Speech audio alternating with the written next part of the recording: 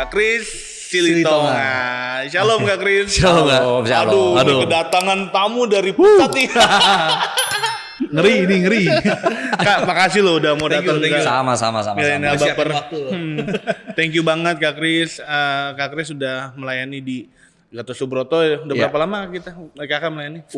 Kalau pertama kali ibadah di Gatsu 97. 97. Nah, 97. Saya Tapi baru 7 tahun itu. jangan begitu. Jadi saya merasa. Tapi kalau pelayanannya 99 waktu itu di nama kita masih Family Altar ya. Iya, sekarang Cool. Nah, sekarang jadi Cool. Saya jadi sekretaris Cool waktu itu. Yang tugasnya absensi, nelfonin anggota untuk pada datang, jangan telat dan yang lain-lain. Bener. Nah, itu pelayanan saya pertama. Pelayanan pertama. 99. Pada akhirnya sekarang Tuhan bawa jadi di pelayanan apa Kak? Puji Tuhan ya, nggak pernah mikir gitu. Jadi pelayanan saya tetap masih di Cool kalau di Gatsu. Dan yang kedua adalah juga anggota tim teologi dari GBI Gatot Subroto juga. Dan melalui dua platform ini juga akhirnya pelayanan saya berkembang juga ke GBI-nya sendiri, sinodenya juga. Which is Departemen Pemuridan yang sejak GBI berdiri sampai sekarang nih, baru era inilah muncul namanya Departemen Pemuridan. Makanya baru denger. Iya, kita nggak punya Departemen Pemuridan.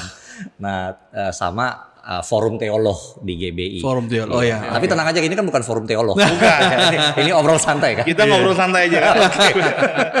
Nah, Kak ini Kak, apa namanya? Opa kan lagi ngomongin tentang pemuritan. Ya kita didengung-dengungkan tentang pemuritan gitu loh. Bukan agak bergeser tapi lebih berkembang lagi. Kemarin Opa banyak tentang PPW, sekarang ngomongin tentang pemuritan. Nah, dan juga udah banyak kok yang ngomong pemuritan ya. Bahkan GBI udah ngomong pemuritan. Nah, apa pentingnya sih Kak pemuritan sampai didengung-dengungkan di kayak sekarang ini gitu menurut Kak Kris? Ini good nih. Saya pakai cerita aja. Tentu pernah dengar kan cerita bagaimana kalau hidup kita dimurnikan tuh harus seperti emas. Gitu ya di Alkitab pada kisah itu ya. Sangat menarik pada zaman itu tuh orang tuh nggak tahu cara mengukur kemurnian emas dengan sistem kadar kayak kita sekarang. Sekarang kan 20 karat, 23. Nah zaman dulu tuh nggak ada. Yang mereka lakukan itu hanyalah emasnya dipanasin sedemikian rupa. Kalau dia makin panas, kotorannya tuh naik. Nah kotorannya itu diambil, dipanasin lagi sampai sama sekali kotoran nggak ada. Setelah itu emasnya didinginkan. Nah cara untuk menilai apakah emasnya itu murni atau enggak, si tukang emas itu cuma ngelihat apakah dirinya terpantul tidak di dalam emas itu. Semakin murni, semakin dia kayak cermin. Semakin dia kotor, tentu buram kelihatannya. Nah sama sebenarnya dalam hal konteks pemuridan. Pemuridan itu adalah suatu proses di mana Tuhan tuh bikin kita kayak emas yang makin lama makin murni. Sehingga ketika Allah melihat kita, dia melihat ada cerminan dirinya enggak di dalam kita. Nah itu bagus nih. Nah pertanyaannya sekarang kalau Tuhan tidak melihat, aduh kok enggak ada cerminan saya, selama masih ada waktu ya dimurnikan. Tapi kalau enggak, apa haknya kita minta supaya masukin kita ke surganya Tuhan gitu. Ya kan, kalau di kisah Nuh kan Tuhan melihat sudah tidak ada lagi cerminan dirinya dia di dalam manusia pada waktu itu kecuali Nuh dan keluarganya ya semuanya dihabiskan. Ya, tentunya kan kita nggak mau dihabiskan. Kan? Kita pengen masuk ke surganya Tuhan. Tetapi ketika Tuhan lihat kita memantulkan dirinya enggak. Nah itulah makanya pemuridan adalah membuat orang percaya semakin lama semakin menyerupai Kristus. That's the point. Oh berarti dengan kata lain ini juga Ino sering sharingin gitu. Kalau Ino khotbah apa gitu lupa. Bahwa tujuan utama orang Kristen menjadi seperti Kristus ya guys ya. Yes, setelah menerima keselamatan tentunya. Iya kan? Ya. Selama ini kan orang katanya masuk orang, bahkan ada yang berkata bahwa jadi orang Kristen mah gampang, terima Yesus masuk surga gitu kan. Ya gitu loh. Makanya ada satu program kita tulisannya susahnya jadi Kristen gitu. Karena Kristen itu belum tentu ya. Belum tentu masuk surga. Kristen gimana dulu gitu kan. Harus mencerminkan Kristus ya kan. Benar. Yes. Makanya dengan kata Kak Kris ini berarti confirm banget bahwa sebenarnya tujuan utama orang Kristen jadi seperti Kristus. Betul. Sebab apa gunanya kita ada di gereja, ikut kegiatan semua segala macam, ternyata akhlak kita, hidup kita tidak memancarkan Kristus. Itu benar. Iya kan? Apa gunanya kita maaf kata menginjil, memberitakan Yesus, tapi hidup kita sendiri tidak mencerminkan Yesusnya. Hidup kita menjadi sandungan bagi orang-orang yang nggak mengenal Yesus. Iya sih betul. Nah ada satu pemikiran gini Kak, pemikiran bagi hamba Tuhan. Jadi pemuritan itu untuk sekarang ini tuh lebih baik dilakukan itu bukan hanya satu generasi, tetapi lintas generasi. Contoh, kalau kita memuridkan si anak, tapi sang bapak atau ibunya tidak dimuridkan, maka akan pincang juga gitu. Pertumbuhannya akan juga pincang. Makanya lebih baik kita memuridkan anak dan juga orang tuanya. Nah, apakah pemikiran itu setuju apa gimana? Ya, menariknya kan kalau dalam dunia yang natural ya, anak pasti tetap lebih muda daripada orang tua. Dan secara natural, orang tua lebih berpengalaman dibandingkan anak. Tetapi kemudian ketika kita masuk ke dalam dunia rohani, sering kita temukan case si anak lebih dahulu bertobat dibandingkan orang tua. Benar. Iya kan? Akhirnya si anak menjadi dewasa secara rohani, si orang tuanya mungkin belakangan, bahkan udah usia opa-oma gitu loh baru bertobat. Iya kan? Dia menjadi bayi rohani. Nah, di dalam hal ini sekarang kalau kita lihat, siapa nih yang memuridkan siapa? Nah, dalam hal ini kita lihat ternyata si anak sudah lebih ready untuk menceritakan mengenai dasar kekristenan kepada orang tuanya baru bertobat. Nah, dalam hal ini terjadi lintas generasi secara usia maupun juga secara katakan kematangan rohaninya. Tetapi kalau kita hanya berkata ya sudah hanya berdasarkan usianya masing-masing, lalu bagaimana bisa terjadinya saling tukar pendapat? Iya kan, si orang tua pasti punya hikmat karena pengalaman hidup. Tapi si anak dalam case yang tadi yang masih sama ya, dia punya hikmat karena dia sudah lebih lama bergaul dengan Tuhan. Nah, kenapa kita nggak combine saja dua-duanya? Nah, saya melihat ini pertanyaan yang bagus banget sebenarnya dalam nih. Apakah kita harus segmented dalam arti youth gitu ya, PPA dewasa lansia. Itu klasik ya. Tapi kok saya melihat sejak pandemi kelihatannya kita harus mulai beranjak ke lintas generasi. Betul enggak? Nah, supaya saling mengisi. Ya paling gampang inilah waktu zaman Zoom dulu kan, dikeluarkan SOP. Bagaimana cara pakai Zoom? Nah, di bawahnya sudah 18 halaman, paling bawahnya ditulis. Kalau masih nggak mengerti juga, cari anak muda terdekat. Iya benar. Ternyata yang paling bisa mengajari pakai internet anak muda. Nah itu kan lintas generasi. Iya benar-benar. Gitu. Jadi cara klasik tentu kita nggak mengatakan itu salah. Tapi dalam hal pemuridan kita juga harus terbuka. Apakah sekarang kita harus lakukannya klasik-klasik saja by usia, atau mungkin izinkan untuk sesama usia ini saling melengkapi satu sama lain dengan hikmat dan pengalaman yang mereka dapat dari Tuhan. Gitu. Iya sih benar. Oh berarti dengan katanya gini kayak kalau misalkan bicara tentang lintas generasi dan kalau case-nya seperti yang kita lihat bahwa anak yang lebih dahulu bertobat mungkin udah ikut youth, mungkin ikut yang dewasa muda gitu kan, mungkin ikut JC. Berarti harusnya banyak orang-orang tua tuh harus rendah hati dengerin anak-anak kayak gitu gak sih Kak? Atau gimana Kak? Yes. Itu benar banget. Jadi gini, sorry ya. Maksudnya bukan nggak apa-apa Kak? Ya sembari minum ya. Maksudnya bukan kayak sok ngajarin anak-anak. Iya benar. Terkadang kita kan juga ada keminderan gitu ya. Iya. Atau kayak aduh siapa sih gitu. Pernah ngobrol dengan Pak Niko. Terus ya bicara banyak hal. Dan di salah satu obrolannya itu saya dapat sesuatu rema di sana. Dia bilang begini. Gereja atau ministry kalau mau besar, salah satunya yang sering tidak diperhatikan para pemimpin adalah yang lebih tua nggak mendengarkan yang muda. Nah, ketika leadership yang lebih senior atau yang lebih awal mau memberikan kesempatan pada yang lebih muda mendengarkan dan segala macam, gereja akan bertumbuh. Tetapi once itu pintu ditutup, ya itu akan menjadi terseok-seok, jalannya akan menjadi sangat susah, gitu loh. Nah makanya kembali lagi pada akhirnya kan yang generasi lebih tua akan beralih kepada yang muda. Tapi kalau yang muda tidak diberi kesempatan untuk juga naik, ya gimana prosesnya? Dalam ketika anak muda ini naik, dia memuridkan kepada generasi yang lebih tua kan. Opa ngomong sama anak muda begini, ya kan. Om ngomong sama anak muda begini, ganti dikit bajunya, tapi begitu ada persoalan, opa yang ngomong, sini cu, opa pengen kasih tahu ya. Kalau ngadapin ini begini, ngadapin begini. Orang tua dengan pengalamannya, anak muda dengan kreatifannya ya, kreatifnya tuh. Oh, jadi sebenarnya saling melengkapi ya kayak. Saling melengkapi. Lintas agama saling melengkapi. Lintas agama itu. Lintas generasi. Kita mau perlebar jadi lintas agama. Aduh. Berseri nih podcast ini. Berseri nih jadi. Oh iya benar. Jadi istilahnya yang muda juga harus hormat pada orang tua. Yang tua juga harus memberikan kesempatan bagi yang muda sebenarnya. Karena kenapa? Mungkin yang muda itu lebih relevan dengan zaman sekarang. Betul. Ini contoh aja ya. Waktu generasi yang mungkin lahir tahun 60 sampai 80, pas mau menikah, persyaratan di formulir gereja adalah satu laki-laki satu perempuan, Oke. ya kan, Iya. itu no problem. Iya. Tapi ketika kita udah masuk ke era zaman gereja milenial yang lahir tahun 2000-an, bahkan 2010 udah Z ini sekarang, sadar nggak di gereja tuh sekarang formulirnya dirubah, satu laki-laki dan satu perempuan sejak dia lahir. Wow. Iya benar. Karena sekarang generasi yang sekarang menghadapi transgender, LGBTQ, ya kan. Sementara yang terdahulu Sejak dia Enggak. lahir. Nah, bagaimana untuk supaya bisa menghadapi yang baru ini, generasi yang tua perlu dengar apa sih ini LGBTQ? Gue nggak ngerti. Tolong dong ngomong permasalahannya apa, kan begitu. Nah, baru deh gereja kita, oh gitu ya sudah sekarang dirubah prosedurnya. Satu laki-laki, satu perempuan saja sejak lahir. makanya sebenarnya udah mulai berubah juga Om. Kayak kemarin kita ngomongin tentang pacaran ya. Ngomongin tentang pacaran bahwa sebenarnya kalau dulu syarat pertama adalah takut akan Tuhan, dia bilang gitu. Ya sekarang syarat pertama adalah beda jenis. Beda jenis tuh. Iya benar-benar. Beda gender tuh. Iya kan? Beda gender. Takut akan Tuhan kalau sama jenis kan bingung juga.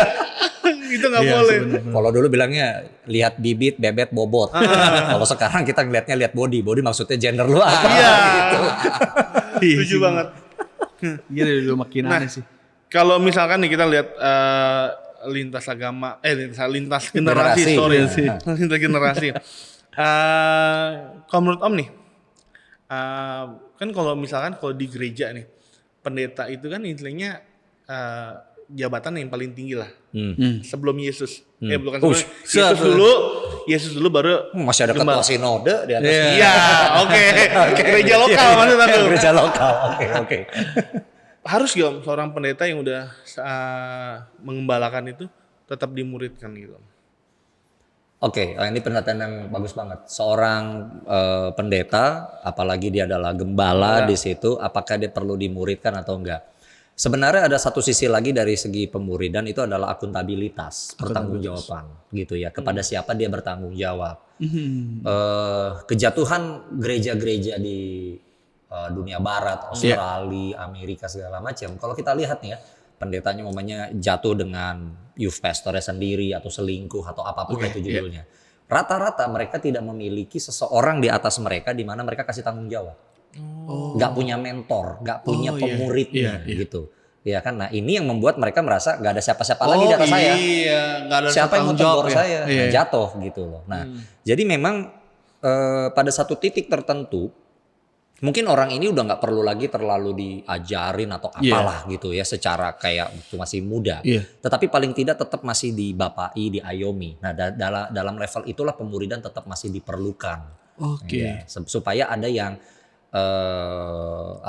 mengontrol dia apabila dia mungkin mulai ke arah abuse of power gitu ya, abuse of teaching barangkali. Ya, jadi ada yang bilang salah gitu, ada yang menjewernya. Nah, dalam hal itu masih ada. Nah, itu makanya biarpun dia sudah senior pendeta atau apa, proses pemuridan dalam konteks pertanggungjawaban di atasnya tetap harus ada menurut saya. Ada ya, Om, ya. Supaya nggak jadi liar. Benar. Because power tends to corrupt. Karena kekuasaan cenderung terkorupsi. Itu makanya kita sebagai pendeta walaupun kita udah dipercayakan apa-apa, ingat pemuritan itu nggak berhenti Om ya. Yes. Iya.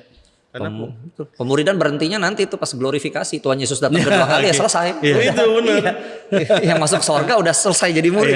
Iya benar-benar. Jadi ruler berikutnya jadi penguasa. Karena tujuan pemuritan adalah membuat kita semakin hari semakin serupa dengan Kristus yang tadi yang kakak bilang dari awal kan. Nah, keserupaan dengan Kristus itu nggak bisa kita nilai dengan diri kita sendiri kan. Nggak bisa. Yang jadi hakimnya atau yang jadi penentunya Tuhan sendiri gitu. Dan termasuk komunitas di pinggirnya dia. Kalau dibilang mamanya, Chris kamu sombong. Orang yang dibilangin sombong nggak akan sadar dia sombong. Tapi kan judgementnya dari dia. Dan judgementnya itu muncul dari teman-teman sekelilingnya kan.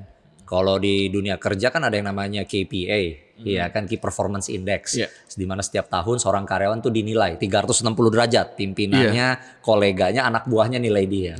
Nah, komunitas ini yang melihat orang ini bagus nggak sebagai karyawan. Nah, sekarang kembali lagi dalam proses pemuridan, kita punya nggak mekanisme yang memungkinkan untuk saya menerima inputan, dari atasan saya, bapak rohani, ibu rohani, dari sesama anggota ini bisa dapat atau enggak.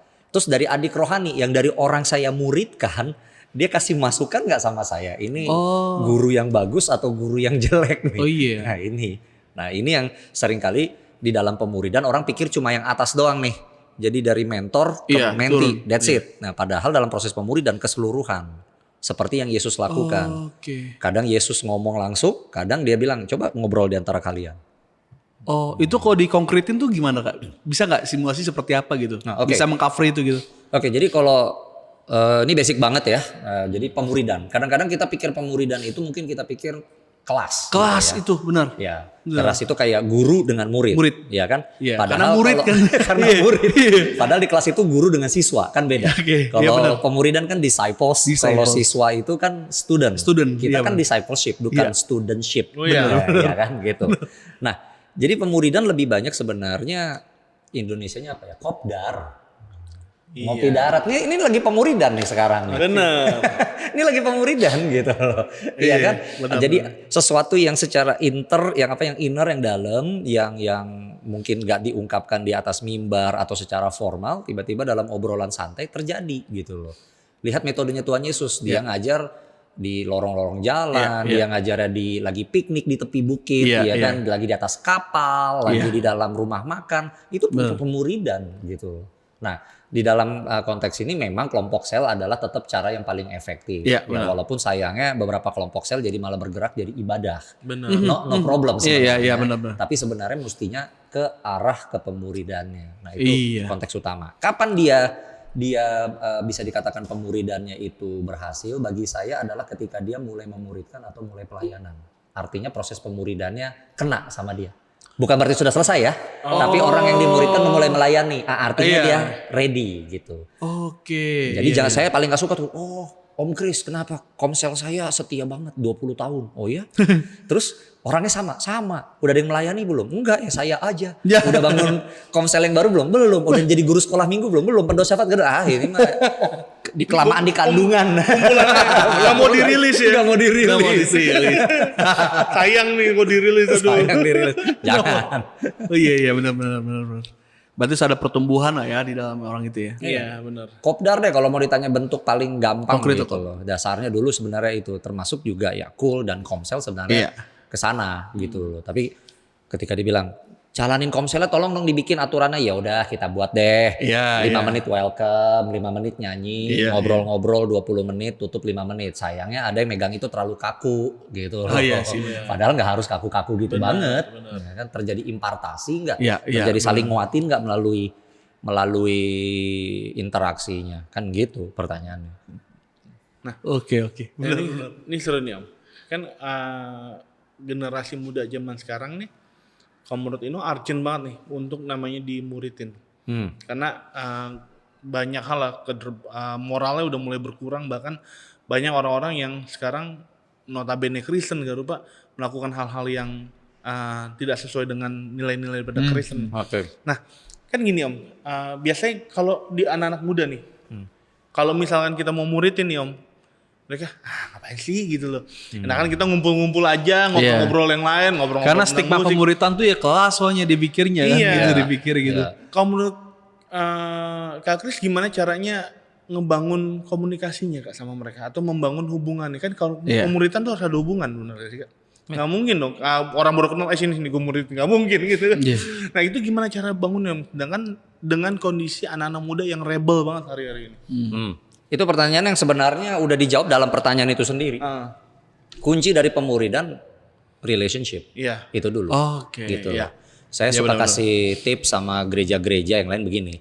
Daripada instead, yuk mulai minggu depan gereja kita bikin acara pemuridan.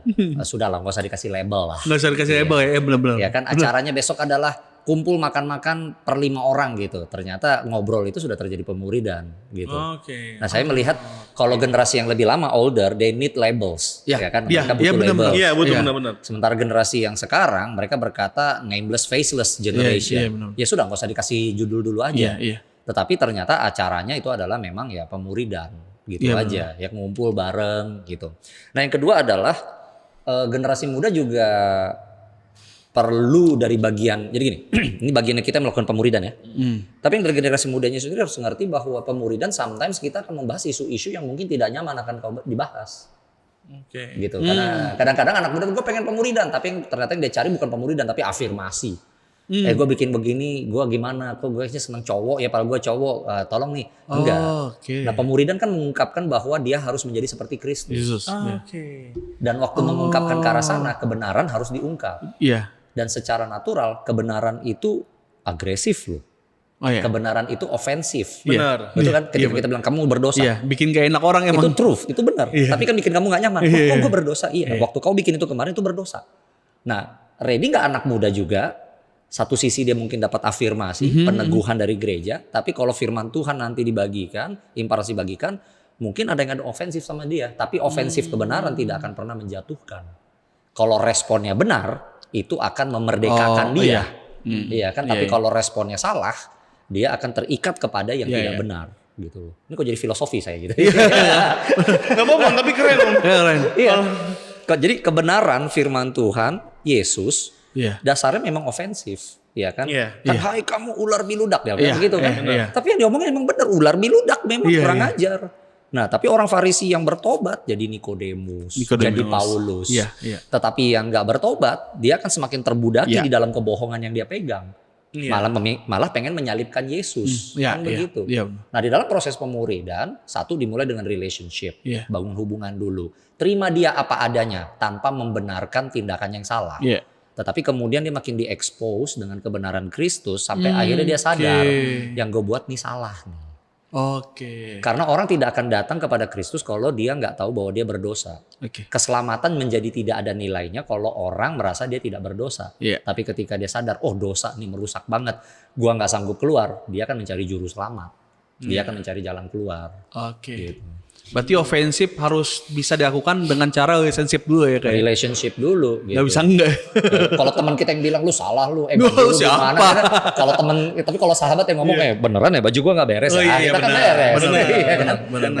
Kan? Bener. Lebih enak. Tapi kalau nggak dikenal, kamu berdosa. Siapa lu? Siapa lu kan gitu. Iya sih benar. Iya karena banyak kalau menurut kayak belakangan ini banyak oknum-oknum orang percaya kayak belum punya hubungan apa-apa tapi udah seakan-akan mau menegur, jatuhnya orang berpikirnya dia menghakimi, ya kan? Karena nggak punya relasi. Mungkin kalau ini negor Nando enak, Dok, baju lu nggak bagus nih gitu kan. Nah, dia aman karena kenapa? Kita udah punya hubungan. Betul. Makanya sebenarnya dasar dari pemuritan itu sebenarnya hubungan. Kalau nggak punya hubungan ya jangan coba-coba dulu buat memuridkan, gitu. Dan yang kau ngomongkan tadi itu sebenarnya doktrinal sekali. Karena kekristenan pun itu bukanlah agama. Christian is not a religion. Christian is a relationship. Kekristenan itu adalah persekutuan orang percaya dengan orang percaya dengan Tuhan. Kekristenan juga adalah pemuridan. So relationship adalah menjadi fondasi dari pemuridan dan kekristenan. Jadi bagiannya seperti itu ya. Gede banget. Luas banget sebenarnya. Iya sih benar. Om, nih Om, mau tanya nih Om. Setuju gak kalau pemuritan itu harusnya pakai materi? Karena selama ini banyak kayak mungkin orang-orang youth atau apa ngomongnya mau pemuritan tapi cuma kayak bagi hidup doang. Gitu. Sedangkan kalau kita belajar teologi kan kayak Ino sama Nando waktu itu diajarin bahwa pengalaman hidup orang lain itu nggak bisa jadi doktrin. Gitu. Makanya ketika kita pemuritan, makanya dari tadi Om tuh ngomong tentang, kakak tuh ngomong tentang bagi firman. Berarti kita perlu ada kayak materi gitu yang dibagiin ke mereka gitu. Ya, kekristenan udah lebih dari 2000 tahun ya, dan kita sudah memiliki banyak banget sistematika pembelajaran, teologi dan yang lain-lain. Nah, ini dua pertanyaan yang pertanyaan apakah kita perlu materi atau khusus impartasi. Saya merasa dua-duanya perlu. Yang penting sebenarnya bukan materi dan impartasi, tetapi firman Tuhan yang di bawahnya. Nah, masalahnya nanti firman Tuhan mau disampaikan melalui teladannya si pemurid, si mentornya, no problem. Atau barangkali si mentornya ini punya syarat pengalaman tapi tidak memiliki cara yang sistematis untuk menyampaikannya. Nah, maka dibuatlah materi. Gitu aja. Nah, iya kan? Even itu doktrin isinya gitu doktrin. Makanya kan dibilang kalau di Alkitab kan Paulus kan ngomong ketika aku bersama orang Yunani, aku gayanya orang Yunani karena itu cara pikir mereka. Tapi ketika aku bersama dengan orang-orang Ibrani, aku berpikir gaya Ibrani karena setiap bangsa memiliki cara berpikirnya masing-masing. Nah, iya kan? Nah, sekarang kita bukan orang Yunani, kita bukan orang Ibrani. Nah, jadi kita kalau mau memuridkan biogianya, seharusnya kita paling tidak menurut saya memiliki sistematika teologis yang mumpuni lah. Mumpuni itu apa ya? yang dasar, yang mengcover, ya kan? Ada Kom 100 kalau di gereja kita, gitu ya. Ada SPY kalau di gereja Abalev atau di GB ada MSK. Itu semua membantu untuk memberikan tingkat-tingkatnya. Banyak orang yang pengen pemuridan begini, Pak. Ini baru pulang dari Sulawesi kan, bagi pendeta. Ada jemaat saya datang, waduh Pak, itu ngerokoknya, minumnya kurang ajar deh. Ya kan, saya tuh sampai kadang-kadang tuh masih ke gereja aja, ya kan, masih mabok. Begitu mau perjamuan, wah bener nih dapat lagi kan. Dapat lagi. Hancur. Nambah dong. Lagi mabuk dulu dapat lagi. Saya udah bertahun-tahun Pak bilang bertobat. Itu saya bilang, Pak, Bapak belajar teologi kan? Belajar. Mulainya dari koreksi perbuatan dulu atau dari dalam dulu Pak, bahwa hakikat dosa dan yang lain-lain. Baru iya ya Pak Kris. Saya mulai dari hakikat dosa dulu ya, manusia tidak sanggup dengan kekuatannya sendiri. Nah mulai dari situ Pak saya bilang, karena ada mau tegur itu bilang untuk apa? Dia nggak melihat kan badan saya, mulut saya. Nah, tapi begitu dia nggak menyentuh itu bisa aspek itunya, keselamatannya dan jiwanya dan rohnya, dia nggak melihat hal itu. Nah semua sistematika pembelajaran pemuridan di semua gereja manapun pasti akan mulai dari yang urutan-urutan yang biasanya kita langsung tahu. Hakikat manusia, hakikat Allah, keberadaan dosa, keselamatan, berkat keselamatan. Baru masuk yang kehidupan Kristiani. Terakhir second coming biasanya begitu. Nah makanya dalam hal itu perlu. Cuman dalam konteks pemuridan jangan begini, kejar tayang gitu. Waduh materinya ada 80, nih 80 harus dikejarin semua. Bukan itu menurut saya. Ya. Jadi yang penting juga ngobrolnya, yang penting juga pengayomannya, fatheringnya juga jalan. Ya kalau boleh tambah mothering juga it's okay, ya kan? Ya kan? Itu. Jadi saya yakin struktur penting, ya terutama bagi orang yang mau memuridkan, supaya dia tahu nih. Oke, orang ini udah selamat, udah dibaptis, wah udah bahasa roh pula, udah segala macam. Tapi dia ternyata mandek di memberi persembahan kepada Tuhan. Nah sebelum hajar ke persepuluhan, sekarang persembahan yang paling basic aja dulu deh. Dia itu aja belum menang dia kan. Nah dia nggak mulai dari mana, tapi dia tahu oke, dia bisa ngukur. Ini orang udah di mana nih. Saya nggak usah ngulang dari SD, dia udah level SMP. Nah dari situ saya mulai untuk memuridkan. Kan perlu sistem kalau kayak begitu. Iya. Wow. Gitu. Jadi keren banget nih sebenarnya gitu. Iya. Nah mungkin ini terakhir ya Om.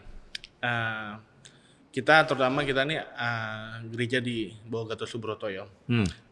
Kita di mana kita menekankan namanya doa pujian penyembahan. Nah, kalau menurut Om gimana caranya PPW dan pemuridan itu berjalan dengan, karena kan ini keren, komunitas ini keren banget. PPW kita oke, pemuridan kita oke. Itu menurutnya perfect banget menurut Ino ya. Itu gimana cara bisa berjalan bersama-sama tuh Om? Sebenarnya kalau kita lihat ya, keluarga besar kita nih, GBI Gatot Subroto nih, salah satu gereja yang sebenarnya saya juga kaget dipandang yang paling sukses memuridkan di Indonesia. Iya. Walaupun mungkin kitanya sering menganggap kita gereja pemuridan nggak sih? Kita gereja pemuridan. Buktinya dari mana? Gereja tetap ditanam, kul tetap berdiri. Artinya dari orang-orang yang dulu segelintir, mereka bergerak melakukan pelayanan. Bukti dari pemuridan tadi kan terjun dalam pelayanan terjadi multiplikasi. Itu bukti pemuridan berhasil. Nah, balik kepada kita punya DNA, kita kan doa pujian penyembahan gitu. Bisakah jalan dengan pemuridan? Sebenarnya PPW itu membuka jalan supaya pemuridan bisa terjadi. Tadi kita dari sisi manusia kita udah belajar mengenai relationship ya. Benar. Nah, tetapi pemuridan kan saya katakan tadi ofensif kan. Dikasih firman Tuhan tegur. Nah, PPW membawa orang itu bertekuk lutut di hadapan Tuhan. Gua nyerah deh. Hadirat Tuhan nih kuat. Ternyata gua gak ada apa-apanya. Ya kan? Begitu dia nyanyi, kau bukan Tuhan yang melihat rupa. Gua ternyata ngelihat rupa banget. Kau tunjukkan kasih setiamu. Ya ampun ya kan, your goodness, and I live in your goodness, ya kan. Wah aku selama ini dalam Tuhan, waduh ternyata selama ini gua sombong, gua ini. Nah hadirat Tuhan membawa orang ke dalam penundukan diri. Dan ketika orang sudah menundukkan diri di hadapan Tuhan, maka Tuhan bisa memberikan kepada orang itu kebenaran. Bisa memberikan kepada dia ayat-ayat yang mungkin awalnya waktu dia nggak nyerah, dia ofensif. Gitu loh, dia ofensif, ya kan? Nah PPW membawa pada level itu, gitu loh. Ya, Nah, kalau pertanyaan PPW, mungkin saya nggak ngambil ke Daud ya. Saya ambil contoh nih. Iya. Saya ngambil contohnya Musa. Iya. Ya, ketika Musa mau dipanggil, ingat ya, the burning bush, Iya. semak yang terbakar. Lalu apa yang pertama kali dia lakukan? Disuruh Tuhan lakukan, lepaskan kasut. Penundukan diri dulu kan. Ini lu masuk rumah gua. Iya. Lu letakin sepatu lo di depan sana. Kan gitu. Areanya Tuhan nih. Nah, kayaknya Tuhan ini areanya Tuhan, dia lepas, ya kan? Musa menghadap sana, Tuhan negosiasi, dia bawa tongkat, ingat ya? Iya. Tongkatnya dilempar, jadi ular, dia takut, suruh pegang lagi dan segala macam. Iya. Bagi orang Timur Tengah Musa pada zaman itu, tongkat tuh lambang power, lambang otoritas, lambang kekayaan. Yang pegang tongkat pasti mandor atau minimum mandor, tuan tanah atau pemilik penggembalaan. Musa gembala, ya kan? Dan itu lambang otoritas. Sebelum kejadian burning bush, selalu ayatnya katakan dipegangnya Musa memegang tongkatnya di tangannya. Setelah burning bush, lalu dia menuju Mesir. Perhatikan baik-baik di sana, dan Musa pergi ke Mesir dengan membawa tongkat Tuhan di tangannya. Musa menundukkan diri pada Tuhan sekarang. Semua yang saya punya bukan lagi milik saya, milik Tuhan. Yang awalnya gue nih kan, otoritas gue nih pribadi gitu. Tetapi itu dimulai setelah Musa worship God. Engkau Tuhan. Yang kupunya ini milik engkau. Kalau lagu kita kan your goodness is running after me. Kasih Tuhan mengejar kita. Ada yang pernah mikirin tuh lagu nggak? Kenapa Tuhan harus ngejar kita? Karena kitanya kabur. Sampai Tuhan harus ngejar. Ya kan Tuhan kejar loh. Mau kasih. Ya kan no. Ya kan Bill mau kasih. Kapan baru terjadi perubahan? Ketika stansa kedua. With my life laid down, I surrender now. I give you everything. Ketika akhirnya Tuhan, aku bertekuk lutut. Sekarang ku berikan semuanya padamu. Pemuridan bisa terjadi. Tuhan bisa kasih goodness. Wow. Kemerinding gue. So harus jalan. Jadi harus jalan. Iya benar. Amanat agung bisa nggak tanpa hadirat Tuhan? Nggak bisa. Ya kan, amanat agung itulah pemuridan kan. Jadi memang harus ada. Itu dia. Oh iya. Jadi intinya bahwa PPW itu jalan masuk untuk pemuritan. Karena kalau ini belum ada penundukan diri ini di hati Inun, nggak akan bisa dimuritin. Betul. Keras banget. Betul. Siapa yang bisa menyelidiki hati manusia? Hanya roh Tuhan kan. Dari mana roh Tuhan bisa ya dalam PPW kita masukkan di sana. Ketika dia datang dia bertekuk lutut. Aduh, gue butuh Tuhan. Teman-teman gabung ke KUL, gabung ke KOM, ada acara PPA ini gue sign up deh. Ya kan? Sudah remuk hatinya soalnya. Benar-benar. Jadi kalau udah remuk hatinya, udah diliputi hadirat Tuhan, kita mau bagiin apa juga gampang. Yes. Oh ya. That's it. Gitu. Benar-benar. Thank you. Kelihatan ya itu ya. Iya. Keren banget. Keren banget. Suka banget ngobrol kayak gini-gini. Kalau kata Anang daging. Oke. Kak Kris. Thank you Kak. Makasih banyak. Sama-sama. Thank you for coming. Thank you. Bagi barisan baper yang mau nonton video-video berikutnya boleh dilihat di channel Milenial Baper. Tetap di Milenial Baper. Memberkati.